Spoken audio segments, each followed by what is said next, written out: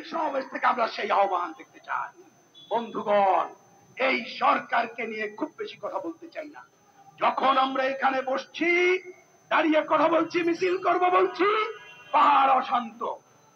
আমাদের কদিন পরে পূজা পার্বণ, এখন আশঙ্কায় তারা বেঁধে আছে কিভাবে তারা চলবে।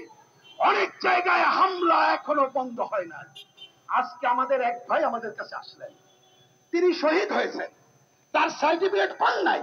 আমরা সার্টিফিকেটের জন্য টেন্ডার বার করছি।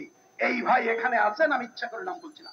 তিনি এসে বললেন যিনি মারা গেছে তিনি থাকেন গ্রামাঞ্চলে, তার বউকে নিয়ে এসে একটা মিথ্যা মামলা করা হয়েছে। তাহলে আজকে মিথ্যা মামলা মানে কি?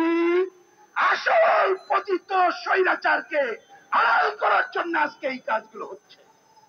এই তো আপনাদের কাজ। এইটা যদি হয়, বাংলার জনগণ এইটাকে গ্রহণ করবে না।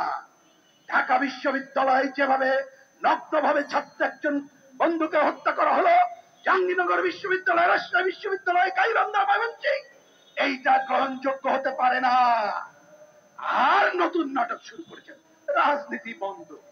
আরে ভাই, রাজনীতির নামে এতদিন তো আওয়ামী সরকার একদলীয় কর্তৃত্ব করেছে, দুর্নীতি করেছে, লুটপাট করেছে, কণ্ঠরোধ করেছে।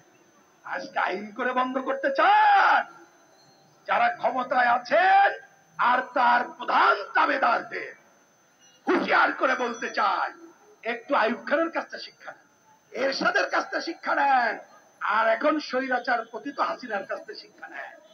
কোন অগণতান্ত্রিক কর্মকাণ্ড করে, জনগণের কণ্ঠরোধ করে আপনারা কোনো ভালো কাজ অর্জন করতে পারবেন না।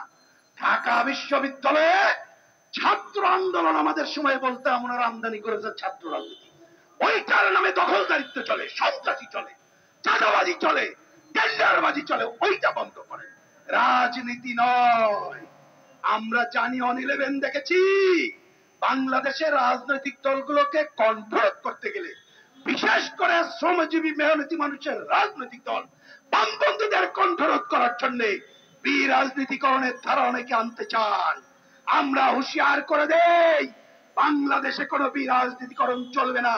যেমন লুটপাট চলবে না, স্বৈরতন্ত্র চলবে না, একইভাবে কোন বিরাজনীতিকের পদক্ষেপ বলে আমরাও রুখে দাঁড়াবো। আমরা আহ্বান জানিয়ে বলতে চাই, আজকে এই যে কথাগুলো বলছি এই কারণে, আমরা কোন অভ্যুত্থানের যে চেতনা ওইটা নস্যাৎ হোক, এইটা আমরা চাই না।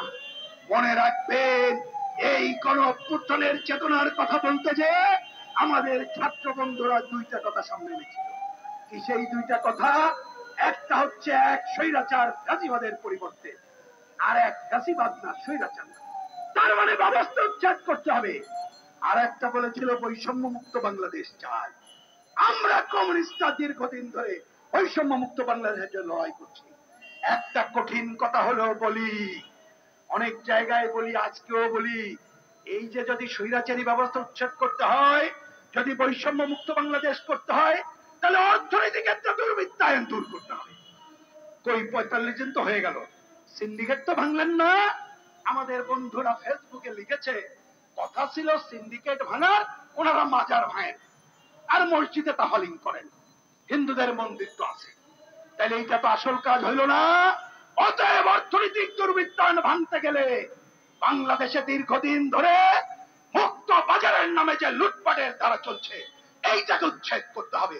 হাত দেন সেখানে, আমরা আপনাদের সাথে আছি। বৈষম্য মুক্ত বাংলাদেশ আপনি করতে পারবেন না, কিন্তু সূচনার কাজটি করেন, গণতান্ত্রিক সংস্কার করেন, আমরা আপনাদের সাথে আছি।